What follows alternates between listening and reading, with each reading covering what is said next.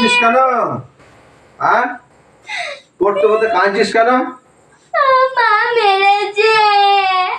তোমাকে মা মারলো? তুমি তো পড়ছিলে তো বসে বসে, তাহলে মারলোটা কেন? নিশ্চয়ই কিছু একটা দোষ করেছো। আমি পড়তে বসে মোবাইল দেখছিলাম। হায় রে কপাল, তোমাকে বারবার নিষেধ করছি যে পড়তে পড়তে কোনো সময় মোবাইলে হাত দেবে না, বলি নাই আগে?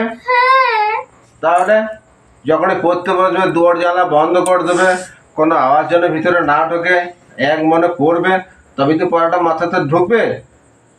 আর তুমি যদি মোবাইলে হাত দাও তাহলে মাথাতে পড়াটা ঢুকবে, সঙ্গে সঙ্গে ভুলে যাবে।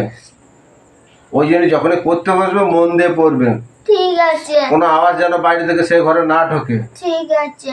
হ্যাঁ, আর জীবনে বড় হতে গেলে পরে মেন হচ্ছে পড়াশোনা করা।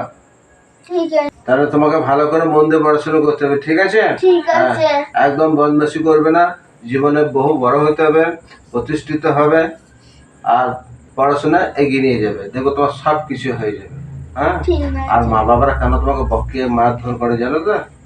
মা বাবারা সাহস নিয়ে চায় ছেলে মেয়ে যেন ভালো হোক, অনেক উঁচুতে যাক, ভালো পড়াশোনা করুক, ছেলে মেয়ে গায়ে যেন এতটুকু আজ না লাগে, সেই জন্য সবসময় ছেলে মেয়েদেরকে খ্যাক ঝ্যাক করে।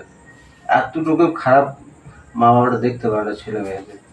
ছেলে মেয়েকে সবসময় আড়ালে রাখতে চায়, জীবনে প্রতিষ্ঠা করার জন্য বহু কিছু করতে হয় রে, ঠিক আছে? তুমি অনেক বড় হবে, দেখবে ভাব মন দিয়ে পড়াশোনাটা করো, দেখবে তোমাকে অনেক লোক ভালোবাসবে, তুমি বহু দূর এগিয়েও যাবে, ঠিক আছে? হ্যাঁ, একদম বদমাশি করবে না। ঠিক বলেছো, পড়াশোনা করলে অনেক উঁচু ক্লাসে উঠতে পারবো ও অনেক শিক্ষা পাবো।